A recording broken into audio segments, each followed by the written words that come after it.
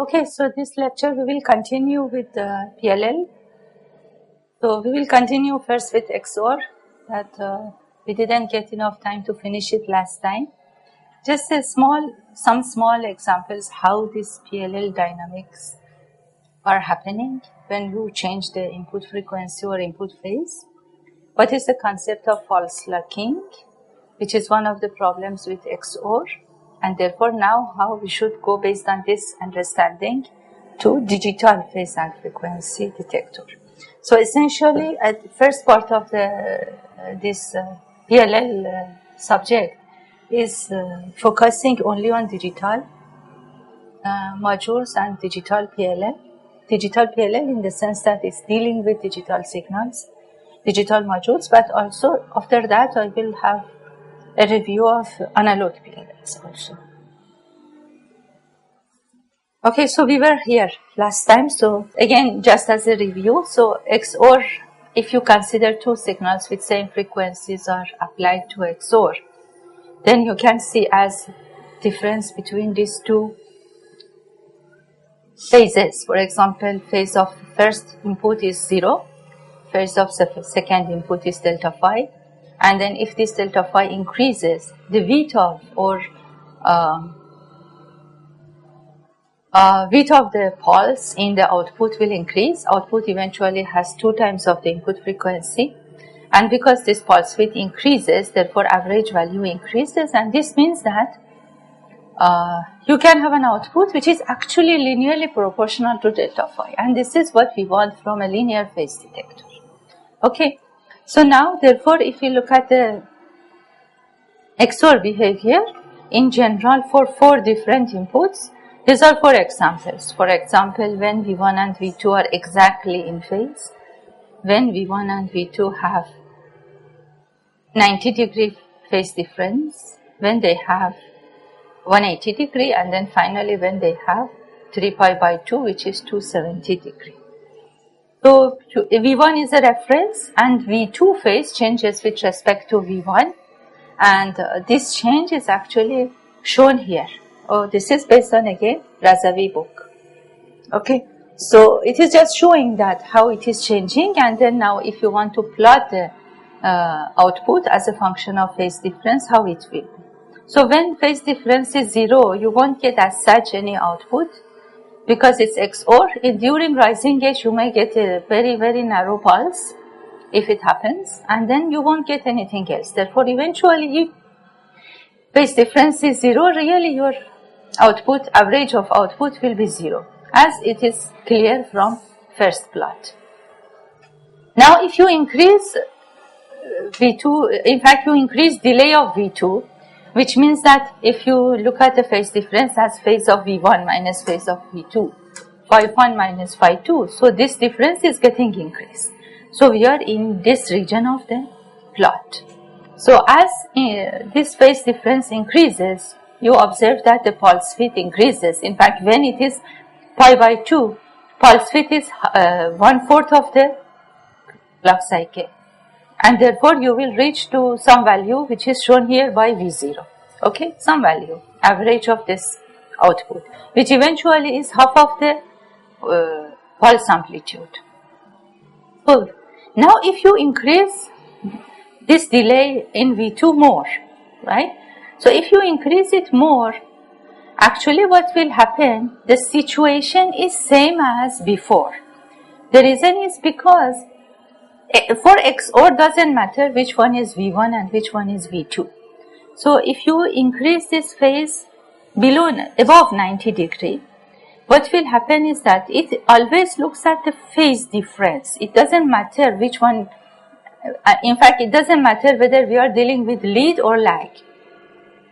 So that's why when you go beyond by 2, for example, as you can see here, right?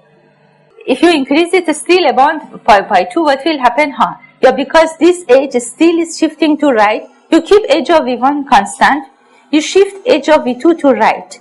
Therefore, still you will have, yes, you will have still a stretch of this falling edge, right? So, till you reach to the falling edge of V1, means that you will see exactly 180 degree phase shift. So when it reaches here, you will have the maximum pulse width, which is close in fact to the cycle. That's why you don't see as such any zero here. You will have again very narrow pulses, but after that you won't have. Therefore, your output actually reaches to the maximum value at pi. So now after that, it seems that okay, so after that what will happen now, what you will do is that still you shift this phase of phi 2 beyond this. So here it was fixed, right? Now you shift it till falling edge and rising edge of these two will be same. So this was falling edge, this is rising edge. Now if you increase it a little more, suppose you shift V2 now to the right a little more. Now what will happen is that now V1 is lagging with respect to V2. So you are coming back to the original case, just V1 and V2 has been replaced. So that is the reason, and for XOR doesn't matter which one is lagging, which one is leading. That's why after pi, it comes back to the original case. It cannot go beyond V0, so it will come back to the original case. So if you are above pi, now interchange V1 and V2, now you will get exactly same difference of pi if you are close to pi but a little above pi. If you are close to pi, a little below pi. So if you are close to pi, a little below pi, it's here. Now, if you increase V2 a little to the right, phase of V2 or delay of V2 to the right. So you shift it to the right. Now, if you look at this, for example, rising edge of V2 will happen at some time around here, right? So it means that now V1 has a delay with respect to V2. And that delay is almost half of the full cycle, which is again pi. So therefore, this will be same as before. However, now you are saying that V2 has a lead with respect to V1, or V1 is lagging with respect to V2. Therefore, you will get same value, but now your V1 is lagging with respect to V2. That's why it will come back to original value, and then as you increase again, it will show the same phase difference. In fact, you deduct pi from same phase that you have, you will get the value of the output. So it will get repeated, and that is the reason it doesn't continue, though actually we would like it to continue, right? Because overall phase shift will be from 0 to 2 pi. If we are really talking about a good phase detector should have a linear relation with the phase from 0 to 2 pi or from minus pi to pi. But here its characteristics is like piecewise linear. And that is one of the problems that I tell you, and there are other problems as well. So this problem, what does it mean? Means that if you look at the slope of this line, so slope of this line is your gain, right? Variation of output voltage with respect to variation of phase. If we look at a small signal now. If you look at a small signal, the slope of this phase will be your gain, which eventually is V out per pi if you have positive gain. If you are in the second half or negative part, from minus pi to 0, it is negative. See, this is the first problem. If you have a phase detector of which gain changes with phase, specifically here, gain actually changes in the sign, not magnitude. That's a problem. Suppose you have a feedback loop and your feed-forward gain, open loop, is positive, okay, your amplifier. Then you design your feedback network in such a way to be stable. Now suddenly your gain changes to a positive value. Then your loop becomes unstable, perfectly, because you have 180 degree shift in your phase. That means that if you use an XOR, actually XOR makes your loop to be unstable, your PLL loop. But it is used as a phase detector. So the point is that now this is one of the problems with XOR. So now this is clear, right? Because you see that phase gain exactly changes only in the sign. If you go from minus pi to 0 and 0 to pi. And the reason is because phase detector is not able to recognize leading and lagging. It only looks at the phase difference. So now if this happens, suppose you have designed PLL for 0 to pi, and therefore if you have this phase, PLL will be unstable. So now what will happen? Of course, still it will work, but now what will be the real scenario? Your average value of output. I'm drawing the same plot here just to show what will happen. So it shows a linear performance that we expect, that is correct, but only it is not a perfect linear. So this is delta phi or phase difference. Actually, it's better to call it phase difference, because in a small signal, again, we use delta phi, so this will create confusion. So this slope, for example, is A, and here the slope is minus A. And suppose you design PLL loop for this slope equal to A, right? So suppose in this case, PLL loop is stable. Now suppose your phase shift changes, and instead of having a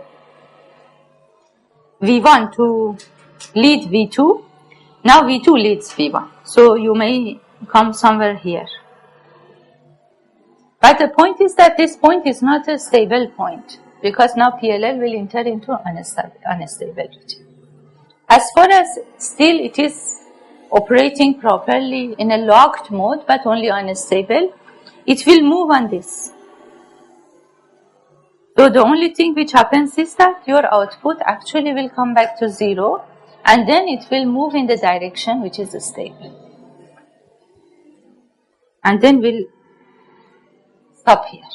Because if you have a phase shift of phi 0,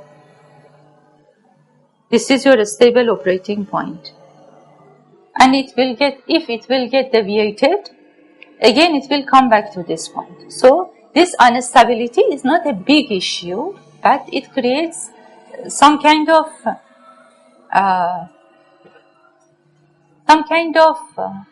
undesired dynamics in the performance of the PLL loop, because it doesn't remain locked in that condition. That is good news.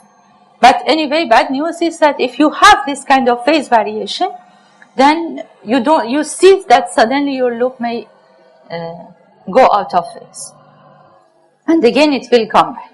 So overall it's okay. So even if this can be tolerated, that is fine. So it will work. However, another point is that XOR as a phase detector, for example, I'll give you an example. Suppose your V1 is something like this, a 50% signal,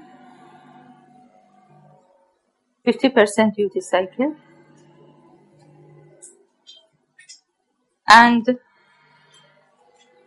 this is V in, okay, V1. This is V1 to XOR, okay, and then you have this V2, and suppose V2 has twice of input frequency, okay, because in PLL operation it happens a lot when input frequency changes. Therefore, it's not like that always input frequency and output. In fact, in the dynamics of PLL or transient behavior of PLL, which is very important, we want to have a phase detector which would be able to take care of difference between frequencies as well. So therefore, look at now, suppose these two inputs have two different frequencies. They are in phase eventually, but now frequencies are different. Suppose you have, now what will be your output for XOR?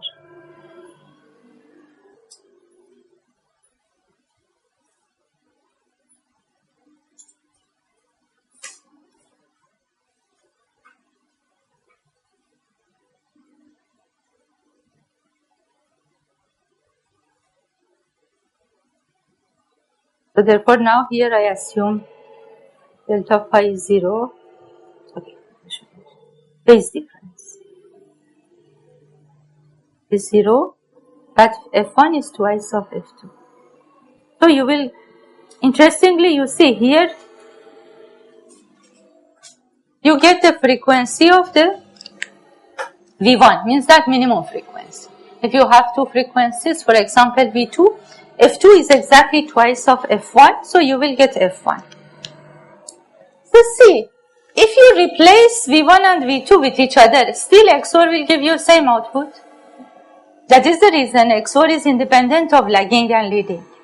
So what does it mean? Suppose if you use this XOR in a PLL. This means that if your input frequency is F1, it may happen that your VCO output will lock at 2F1 and it will remain stable in that region. Or if your input frequency is 2F1, your VCO may remain at F1 and XOR nicely will remain stable in that condition and the entire loop will remain stable. This means that it's not able to really lock exactly at the same frequency. It may happen because if you have frequency F1, you have frequency F2, or you have frequency F2 and F1, just you replace V1 and V2. Phase detector is not able to recognize it. Means that either input frequency is more than output frequency of VCO, or input frequency is less than output frequency of VCO. In both cases, it may happen that after all, XOR gives same output for both of them. Therefore, who knows in which condition loop may lock. So, this means that this is called false locking. Eventually means that if you have a phase detector which is not able to recognize lead and lag, or it is not able to detect frequency difference properly, what will happen is that in your loop, suppose you have frequency F in to the PLL and you get some frequency V out, right? F out. So your F out might be F in, like just the example we had last time, but your F out may be also F in by 2, your F out might be 2 F in, and in all cases your XOR or your phase detector behaves in a similar manner. Because here if you look, average value of this is very similar to this case. When you have phase difference of pi by 2. If frequencies are different, either one of them is twice of the other or half of the other, still you will get same average. So that is the one problems with XOR. So therefore, it is better to have a pulse frequency and phase detector at the input. Specifically, this is very important when loop is not locked and it is going to lock. But because still we have not looked at the dynamics properly and then nonlinear behavior of PLL, I don't enter into that case. But there are many cases when loop is not locked, it's going to lock and then remain locked and now you change input frequency. So this specifically is important during that phase. So therefore, we go with another circuit which would be able to eventually show a better performance. So before that, just few simple examples of what do we mean from dynamics of PLL. So because now we know that it's a linear feedback system, okay. So therefore, suppose in the PLL loop, we give first one example. Suppose you have some phi in, and this is phi 1, phi 1, and this is your delta phi. So eventually it means that your input phase in small signal domain, delta phi has been 0, now it jumps to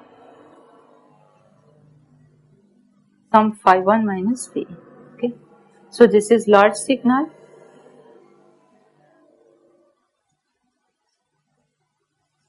this is small signal.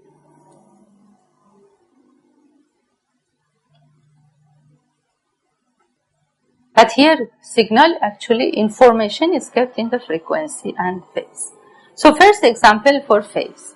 Suppose we have a PLL, it is locked, input and output frequencies are same, or if you have a divider, of course, you can have n times of that. That is okay.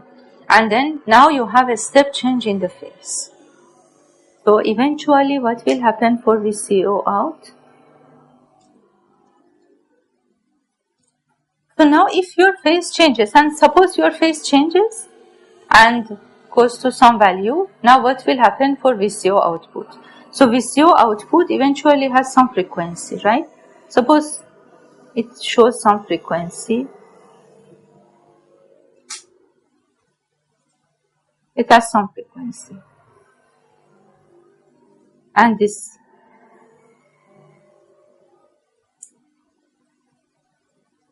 VCO out, and same as input, and there was some phase difference of phi in. So this frequency suppose was F0. Let's make it F1 because F0 is used for free running frequency. Again, it may create confusion. F1. This is phi in to phi 1. Sorry, just here. Please correct it. Phi 2 minus phi 1. Okay, yeah. Input phase goes from phi 1 to phi 2. Therefore, you have a delta phi goes from 0 to phi 2 minus phi 1 in a small signal domain. VCO out has some frequency, say F1, when input phase is phi 1 and F in is F1. Okay, so now we have only a change in the phase. So according to the simple analysis we had last time, if you have a phase detector, if you apply this kind of pulse, what do you expect to get at the output of VCO in steady state? What frequency? Same, exactly. Therefore, VCO out at a steady state will have same frequency of F1.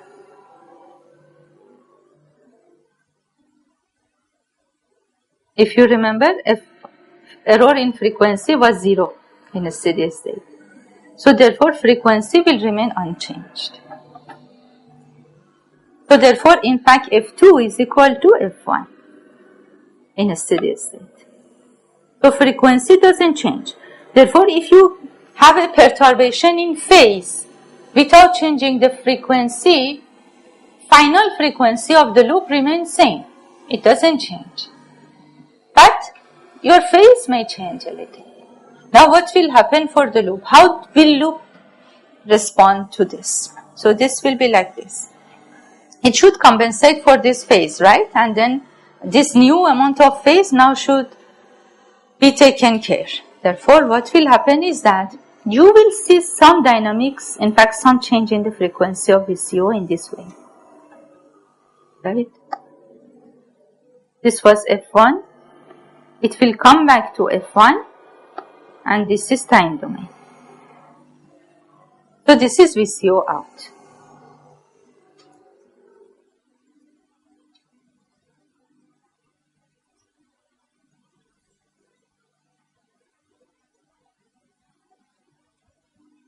So output frequency of VCO was F1.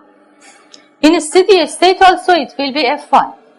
But it doesn't mean during this transient frequency doesn't change. The reason is because now the input to the phase detector has changed. As soon as you apply this delta phi, input of phase detector has changed.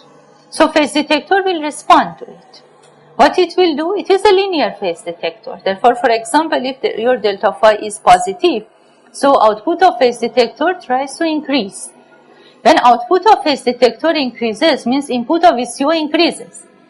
When input of VCO increases, means that frequency at the output of VCO increases. So when frequency increases, again phase difference, or actually it should be phase frequency difference, reduces. So that's why after some time again it will come back to 0. So this kind of performance we should expect from this loop when it is completely locked. Therefore, input frequency of VCO, which is output of phase detector, should have similar variation. So this is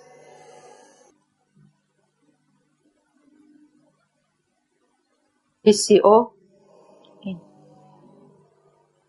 So it increases, again it comes back to some value, right? So finally, steady state conditions for VCO remain unchanged. And only one thing which will happen is that now output frequency of VCO will have a new phase, which is exactly matching for this perturbation. Only what will happen is that, so it's same as before. However, if you, for example, your VCO output was having phase of phi 1, now VCO output also will have phase phi 2. So that again you will have same kind of frequency only with the corrected phase. So what it will do, it will only correct the phase. After this, the gain loop will come back to its original state. So if you have a phase perturbation, that first perturbation directly will be, this is large signal, will get transferred at the output of VCO, therefore again loop will remain in the same condition. So when you change a phase, eventually it's like that. So you may say that what is sudden change in the phase? If you have a square wave with some frequency, step change in phase at some particular time means this. Suppose this is that particular time. One more. Suppose we have a step change here. What does it mean? Is that now here your phase has changed. It will continue with the same frequency. This is called a step change in phase.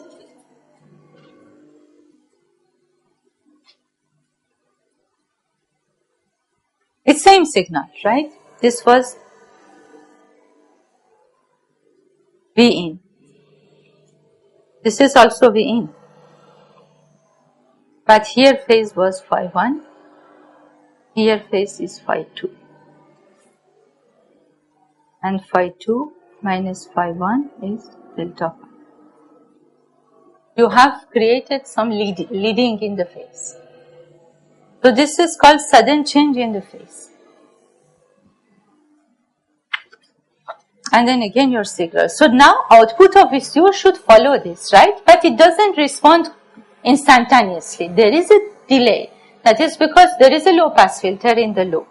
And that low pass filter cannot respond to the condition quickly. Low pass filter has a capacitor at the output. It doesn't respond instantaneously. So what will happen is that at your output, this is voltage. So suppose there was a phase difference. There was a phase. This corresponds to the original gains. Now as soon as this happens is that instead of instantaneously, in fact your output won't follow input instantaneously. What will happen is that you will see some kind of increase in the frequency, and then again your frequency will reduce, and then finally you will get the final output, which will be exactly matching this pulse. Because, for example, this is new V in with phase phi 2. If I continue it, if I continue this, for example, then slowly it will start catching up with this signal.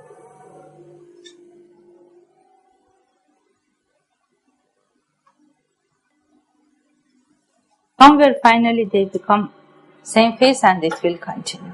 I mean, this is the dynamics which will happen. So frequency will increase, again frequency will reduce, so finally these two again will catch each other. So finally VCO out will reach to V in, but with this kind of dynamics. And that is exactly because the input of VCO increases and then again it reduces. So now when we solve the equations, you will see exactly the transient performance. Now you see this actually is if you look at frequency in the time domain, your frequency increases with time and again it reduces with time and it settles to F1. So here your frequency is F1, it is some value greater than F1 and again it reduces to F1, same frequency. So phi 1 F1, phi 2 F1. Frequency remains constant. So that's why if everything you see in voltage domain, you just map it on the frequency. That's it. In locked condition. So finally there will be a peak frequency and again it will reduce. So this time eventually is called sometimes phase alignment time.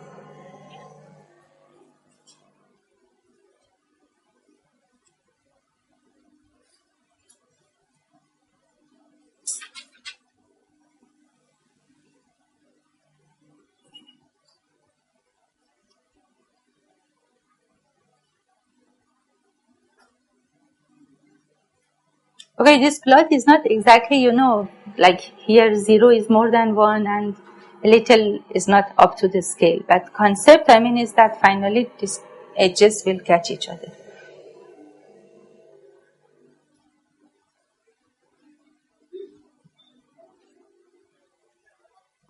And there might be, of course, a little bit phase difference.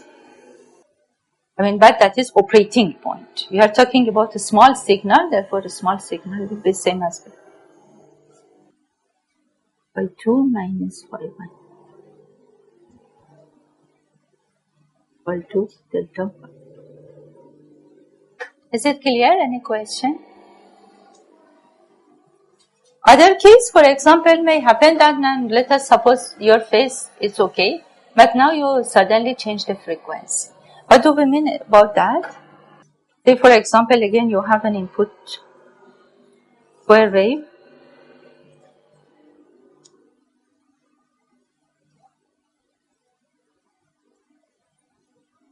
Now you change the frequency suddenly without any phase change.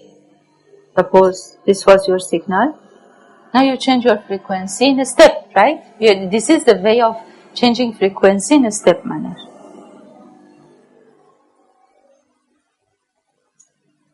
So this is a step change in frequency.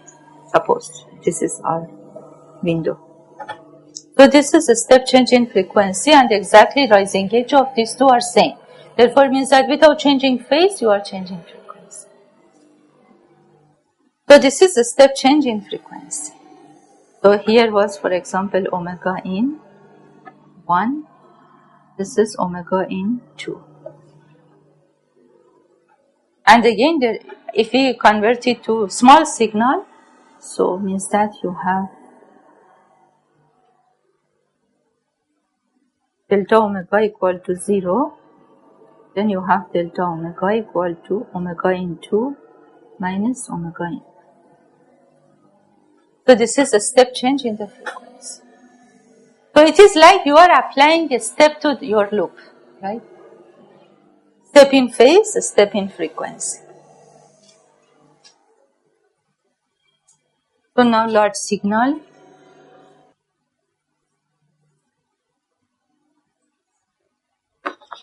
So if we again coming back to the simple first order loop that we had with last lecture, therefore what we would expect is that again because of low pass filter, loop is not able to respond to this change instantaneously. Therefore what will happen is that again there will be a delay at which this loop slowly will change and then finally what will be the frequency? So therefore if now we call VCO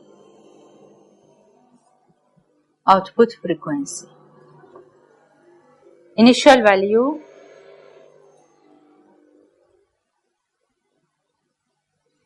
was omega in 1. What will be steady state value?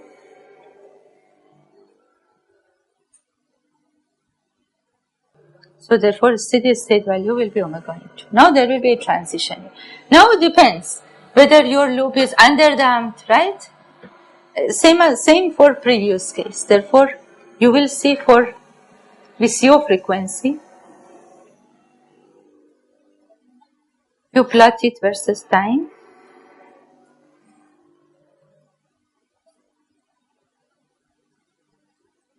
It will change. If it was omega in 1, it will change to omega into, considering omega into is greater than omega.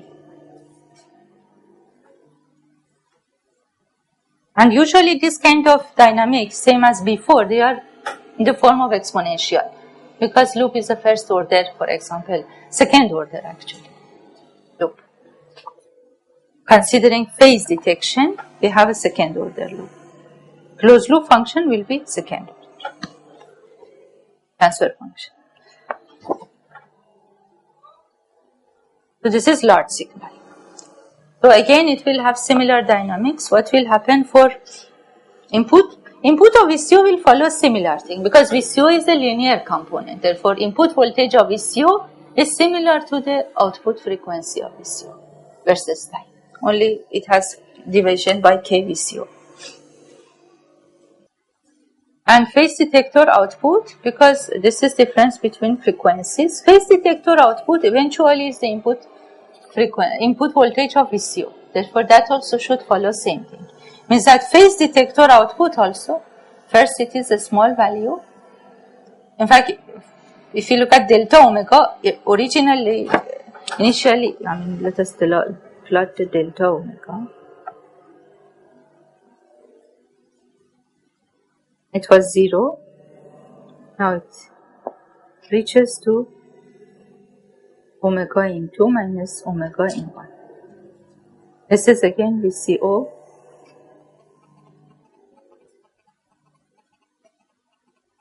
output frequency.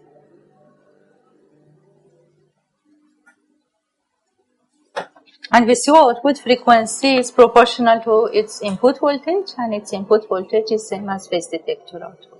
So phase detector output now increases. This means that now in this new frequency, there will be some change in the phase difference between output of VCO and input frequency.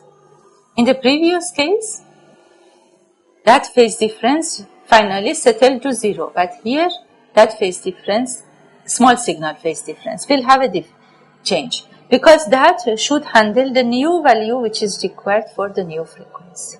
Therefore, here if you plot delta phi as a function of time, phase difference between input and output of VCO, it has been 0, so it will settle to some other value.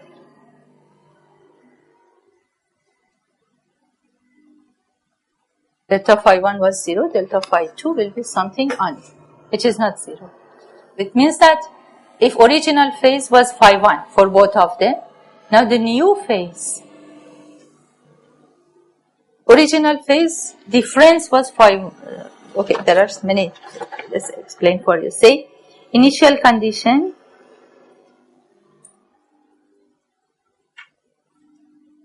you had phi in 1, right? Phi VCO 1. Okay, and there was some difference between these two. This is large signal. So in a steady state, suppose you have changed frequency without changing phase. Therefore, phi has not changed. But now you will have phi VCO 2. Means that input phase didn't change, but output phase of VCO will change. The reason is because this new difference, which is phi in 1 minus phi VCO2, so should provide this delta phi 2, which is required at the input of VCO. Therefore, phi VCO2, so original delta phi was 0. Delta phi, this is large signal phase difference. So phi VCO2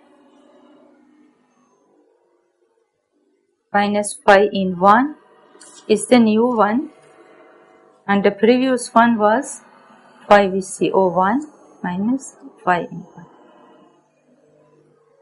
So this is large signal, right? This is phase difference. So PD here means phase difference. Phase difference 1, phase difference 2, and this variation is delta phi, a small signal. which is eventually phi VCO2 minus phi VCO1, because phi in has not changed. So change in the VCO phase is delta phi, and that delta phi is required because we want to apply a new kind of value, a new value of input voltage to VCO, which would be able to provide new frequency of omega naught. Okay? So that is some very simple analysis which shows that what will happen really if we have a small change in the frequency, keep phase constant. If we have a small change in the phase, keep frequency constant at the input of loop. So in first case, phase follows the input phase. There is no change in the frequency. In the second case, frequency follows input frequency, and then also there is a change in the phase difference. So in the first case, phase difference remains constant. Phase difference, it means that if input phase changes by a delta, output phase of VCO also tries to follow that because frequency doesn't change. But in the second case, phase has not changed, but frequency has changed. But because of this frequency change, phase difference changes, so that it will allow to have a new frequency. Means that this change in the phase actually is for the sake of changing in the frequency. If frequency changes, it leads to change in the phase, because we have a phase detector. After all information are controlled by phase difference. The entire loop is controlled by phase difference. Therefore, if frequency remains constant, phase difference remains constant. Variation in the phase difference. But if we have variation in the frequency, then that is the case, phase changes. Interestingly, one would expect if we change the phase difference should change, but it doesn't change because loop generates a frequency which is a function of phase difference. If you don't change frequency, that phase difference remains constant. Okay, so,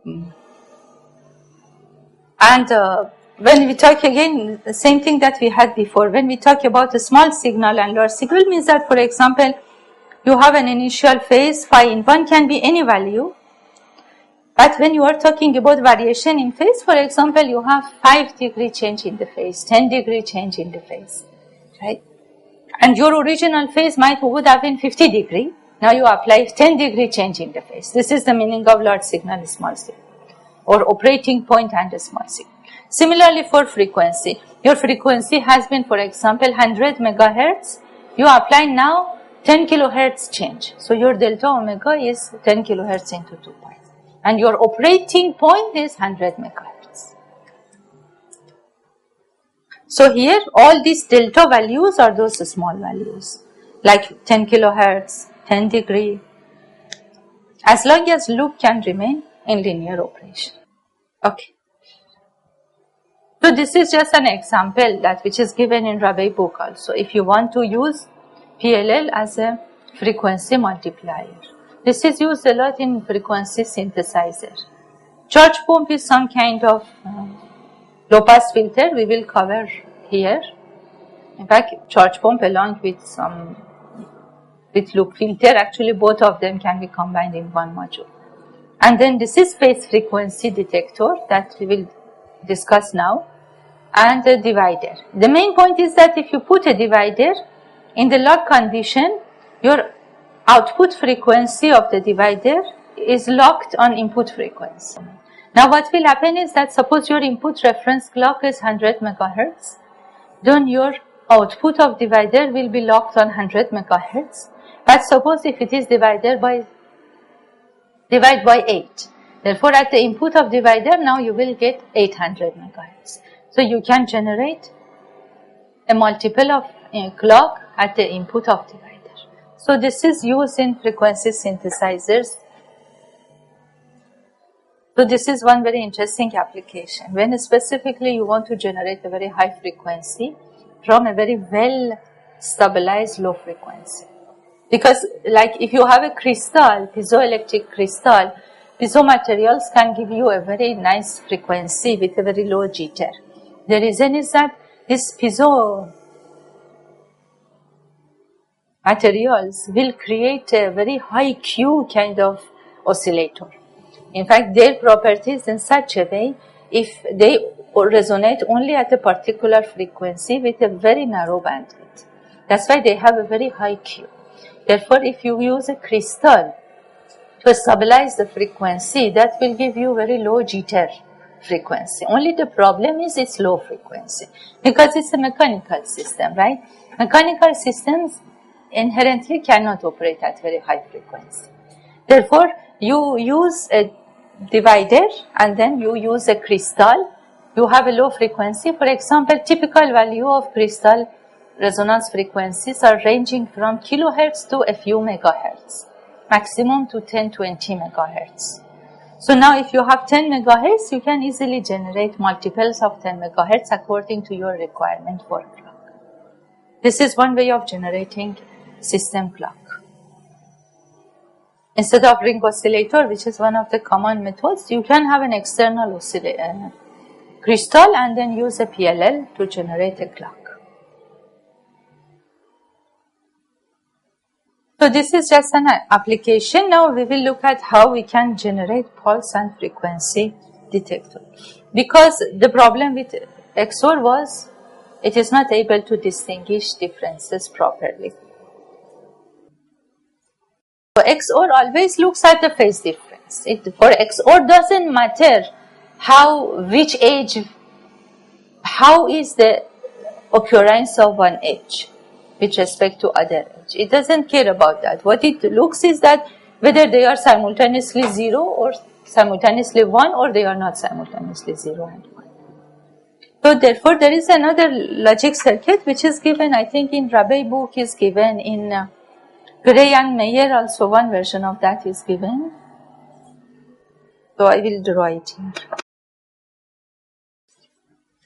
And also now this circuit is able to understand which one is leading, which one is lagging. It means that they are not exactly same.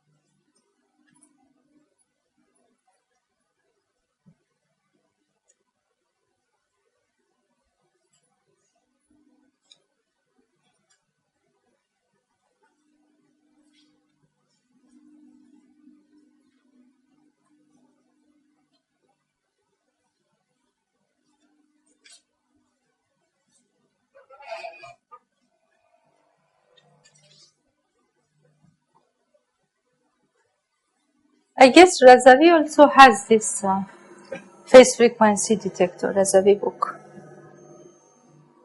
So eventually if I draw a state diagram of this circuit, in the previous circuit we had a combinational circuit, XOR gate, as a phase detector.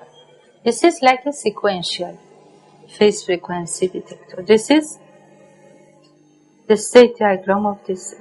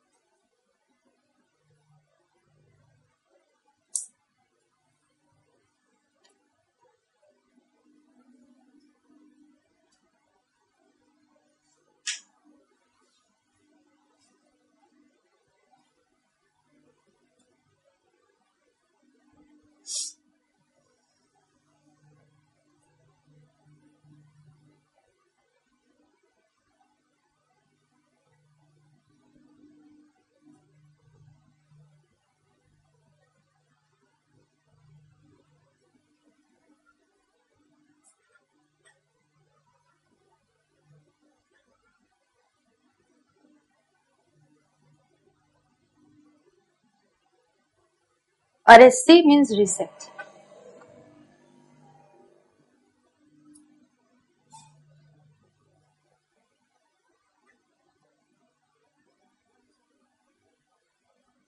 And A and B are two arbitrary pods.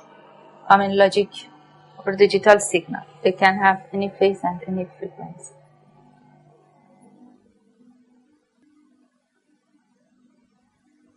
So here, actually, we are using two outputs. And because we are using two outputs, up and down, okay, up, UP means up and the N means down. Because we have two outputs, then actually the first reason is when you have two outputs, you will be able to determine which one is leading, which one is lagging. The problem that XOR was not able to resolve in phase detection, even if frequencies are same. So assume at the beginning you reset flip-flops, okay? So both outputs will be 0 and therefore it will remain in this state as long as there is no edge. Okay, so A and B can be 0 or 1 but they will remain. So, and suppose D1 and D2 both are edge trigger flip-flops with rising edge. Okay. Therefore, now suppose we are in this state and then either rising edge of A happens earlier or rising edge of B happens earlier. One of these two. Accordingly, it will go to the right or left. So therefore, up and down both also will be 0 in this state. So up and down will be 0 and A and B have value of 0 or 1 but there is no change in A and B. Or if there is a change, for example, B go from 1 to 0. Nothing happens, right? So, for rising edge, if suppose rising edge of A arrives earlier, if it arrives earlier, then what does it mean? Means that because input is 1, right? Therefore, up will be 1. Okay, and then we assume rising edge of A has arrived earlier and there is no change in B. So, therefore, it will go to this new state where B is 0, same as before, and A now is 1. And as long as it receives this input, it will remain in this state. So therefore, it has detected A has arrived earlier. If B arrives earlier, it will go in the opposite case, which will be up 0, down. And that is the main, in fact, feature of this circuit. XOR, if you look at, of course, that's a combinational circuit. It doesn't have anything to do with state diagram. But if you look at the truth table of the XOR gives same input for these two cases. And that is the main reason or secret of this circuit. The remaining part, of course, if this is in this state and A now is 1, because now A and B both are 1, it will reset, will come back to the original case and will wait again for a new edge. So let's see how it will be in the timing diagram. Suppose, for example, you have A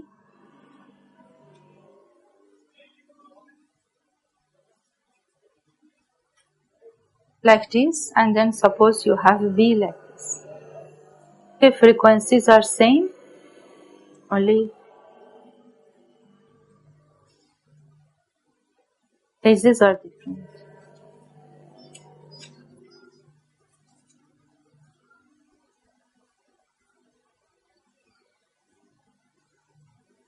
So this is A, this is B, it is reset, no, one is up, one is down. Both are reset, they are 0. Okay, now here rising edge of A arrives earlier. Therefore, up will be 1. Okay. So now up will count, in fact. Up will detect the transition for rising edge of A. And then when rising edge of B arrives, because now both of them are 1, it will come back to the original state. So, because here it says that now both of them are 1. So up now counted 1 edge. And it was 1 till the time B was 0. It was 0, yeah. So, and this repeats.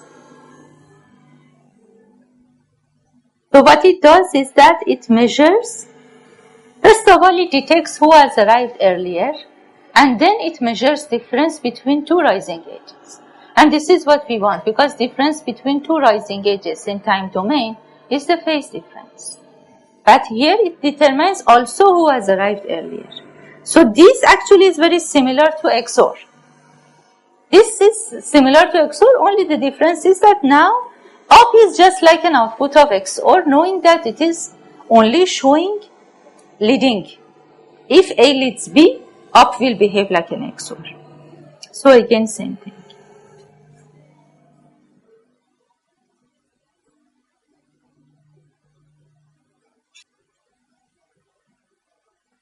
Okay, so therefore, if you look, it's very similar to XOR, of course, with a little bit difference is that in XOR, you would get twice of the frequency. The reason was when A was 0, B 1 also, you would get one pulse. Here you don't get. It only responds to the rising edge. So now what will happen for down? See, if you look at down looks whether rising edge of B arrives earlier or not. So rising edge of B has not arrived earlier. Therefore, eventually your down will remain 0. Ideally. So what does it mean? Means that we have two outputs. We should look at them. Now suppose if you just change B and A. If it was XOR, it was same. But here only down now will show same pattern as up, and up will be 0. So you are detecting a phase difference linearly proportional, average value of output linearly proportional to phase difference, and also now that proportionality considers sign. That's why the new, in fact, transfer characteristics is improved.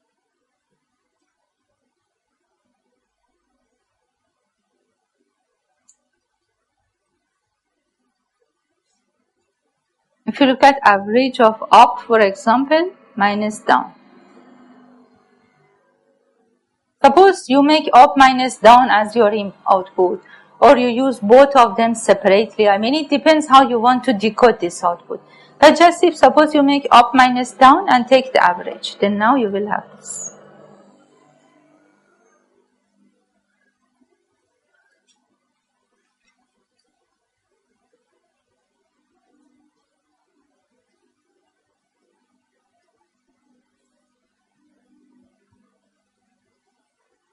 Frequency of B and A are equal in this case. Because if rising edge of B crosses this falling edge of A, right? So therefore the output will remain 1. So therefore output actually can cover the entire range. Means that it can be 1 when difference reaches to 2 pi. So if difference is pi, say for example you will have this, right? Suppose this is A and phase difference is pi.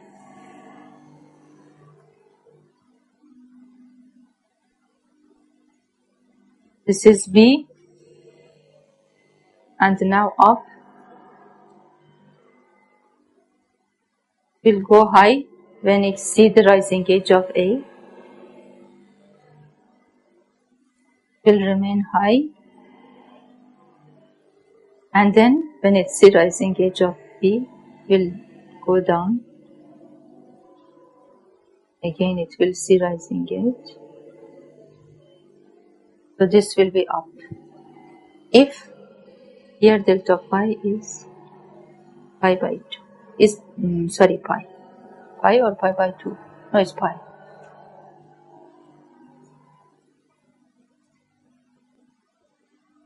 So now if you increase this phase beyond pi, so duty cycle of up will be more than 50 degrees. That's why till 2 pi this average will increase, and vice versa. So now you see completely fixed slope for the entire range, and it's able to detect lead and lag phases. And then now one more thing for different frequencies.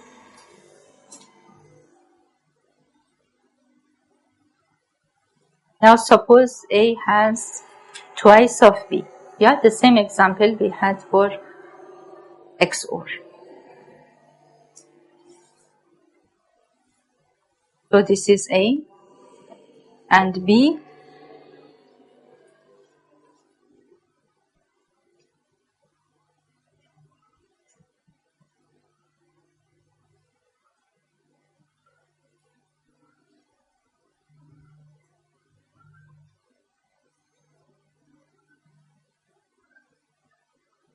Okay. Now how up and down will change. Again here, because we have two signals, we are able to detect which frequency is higher than the other. In XOR, it was not possible. Which one is higher than the other? In both cases, it was giving same output. Now we have up and down, therefore they will be different. So because here rising edge of A and B happen at the same time, you may see some glitch here, but then finally it won't be considerable. But anyway, this should be considered during design. So now you will see the rising edge which is happening, and then there is a falling edge of B, therefore it will detect it. And will remain 1.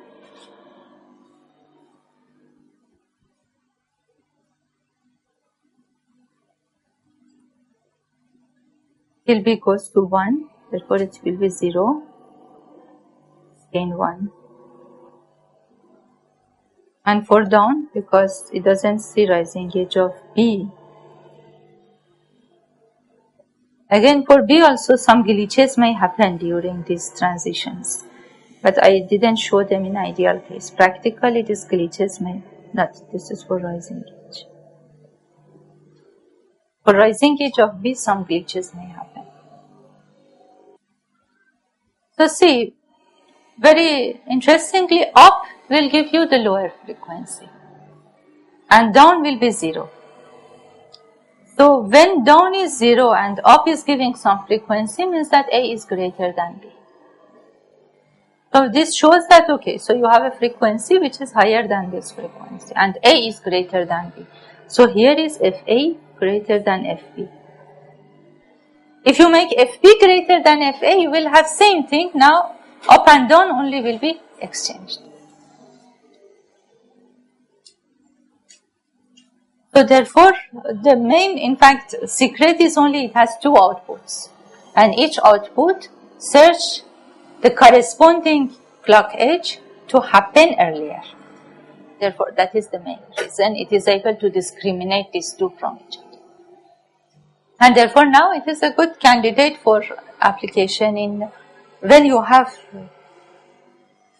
digital phase lock loops. By the way, I have now uploaded, after a few discussions with you, to be in sync with what you want. Then finally I uploaded the project 3. And then it happened that now Monday will be the working day and same as Friday. Therefore, we will have a lecture on Monday 18th from 9:30 to 11. So that is good. Therefore, Viva will be before 9:30 and then after 11. Okay, so I will try to finish Viva on Monday. Okay, and then deadline for submission is Sunday. Is it fine? Okay. And one more thing, for you, I have just reduced a little because I know that it's very difficult to, reduce a lot of things. Who was you or the singer? No, Mohan was. Okay, fine. So he's not here. So anyway, for him, I have reduced a little. So because he's the other person in the group. He's a single individual student. And again, if you have any question, you can ask. And Vinayak, by the way, he said he will try to finish preparation of how to simulate VHDL and twice together, and then give you a demo, or he will call you. So just you keep track on model, and then he will inform you. So, yeah. Any question?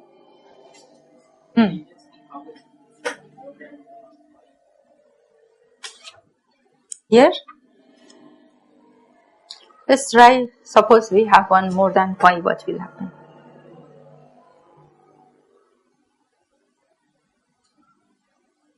You say it doesn't go. The question is whether it can go above pi or not.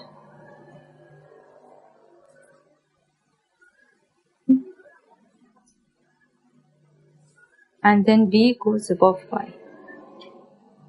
So for example, B happens here. Falling edge.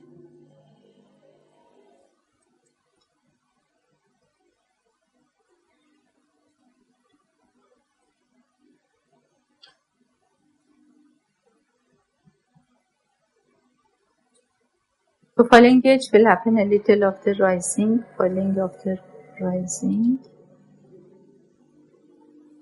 rise, fall, fall, rise, fall, and again rise, fall. And here also it could have happened like this. This B.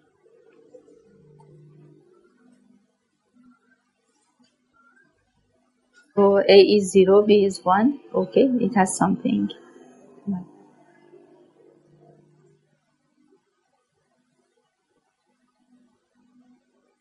Okay, let us start from 0 because I want to reset it.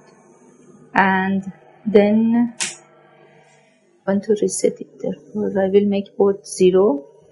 Let's make it both 0 because I want to reset, have the reset condition. So output will go to 1. This is up. Then will remain 1 till this falls.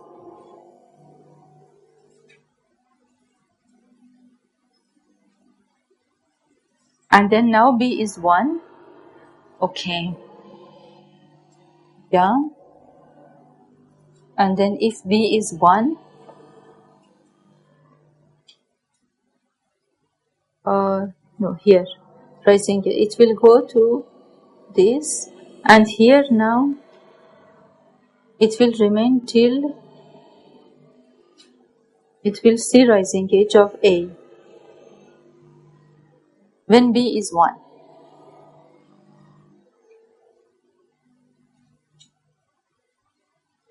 So let's see from the circuit, see whether, question is whether it will go high or not. So B is 1 here. Here both will be 0 initial stage. So A arrives, rising edge, therefore Q1 will be 1, up is 1. So this is 1, down is here, so this is 0, down will remain 0, so this is 0. So up is 1, fine. So this is 0, therefore, reset is 0, so nothing changes. And down is 0 as before. Then here, up goes low, because now B is 1, Q2 is 1, 1 and 1 will give 1, so both will be 0. So therefore Q2 and Q1 will go to 0, again reset will reset to 0. Fine. Now B is 1, so Q remains 0. Now A goes 1, so up will go 1. And then it will remain 1. Again it will go 0. Then next rising edge of this, it will go 1. It will be more than 5.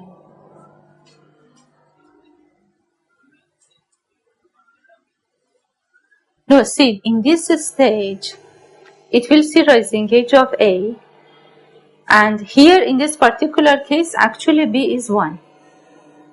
That's fine, but B is 1, but down is 0. Right? I mean, here it will go 1. Here.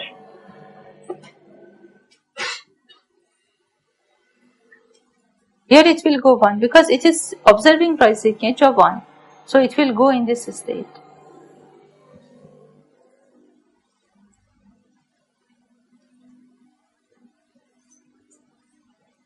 And it doesn't see rising edge, right? So in fact, in this state also had not been considered. See, look at I will add it. See, look at this state, okay? In this case, down is 0, okay? Up also 0, reset is 0. Fine, so reset is high enable, okay? And then Q1 which is here A is 0, up is 0. Okay, so B is 1, B in 1, rising edge, but down is 0. So therefore Q2 is 0. So see, now means that B in B1 doesn't change anything and up. Right? So there is no rising edge of B1. B is completely 1 and nothing has changed. This is, or both flip-flops only responds on rising edge of the clock. They are edge triggered. Therefore, when rising edge of A arrives and B is still 1, therefore up will go up. Because Q1 will respond, but Q2 cannot respond. It will remain. So actually here I should add that also. Here because A equal to 1 and B equal to 0 is there. But rising edge may happen for the case B is equal to 1. In fact, your B can be 1. So we have arrived in the state where A is 0, B is 1. And then from this state, now it is going to go to the next state. This state. So this may happen. And when rising edge arrives, then it will go to 0, which will come back here. I will correct this so that it will consider that as well. But this circuit can show it can happen. And let me draw down also, if I can draw it clear. So down also is 0. Here nothing happens.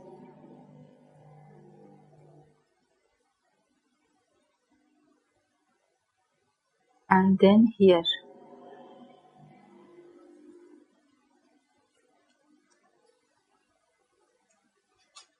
This is rising edge of B.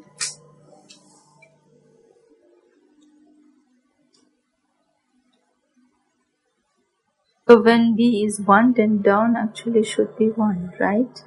It's rising edge of B.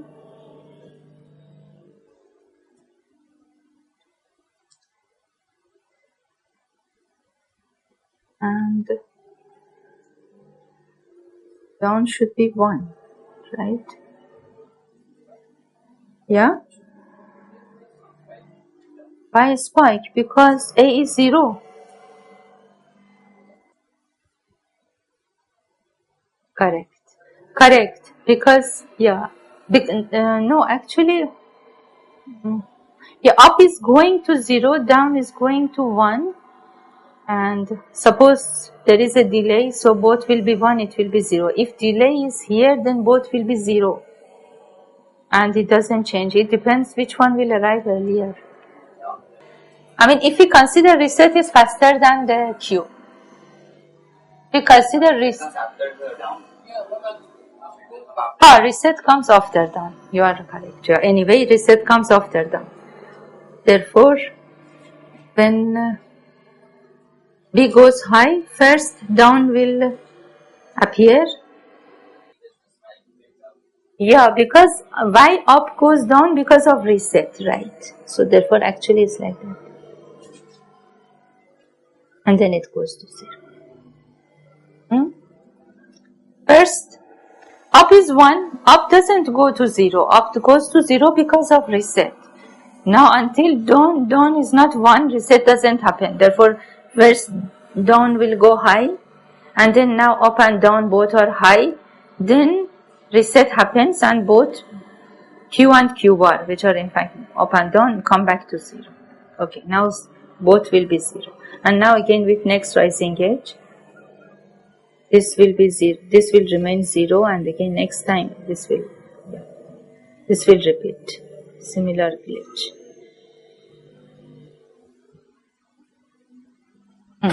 Correct. Okay, so therefore, now the conclusion is we need to consider this state also, which is not considered here. When rising edge of A arrives and B is 1, or rising edge of B arrives and A is 1, right? That needs to be added to the state vector. So I will correct it and then we'll redraw it next lecture.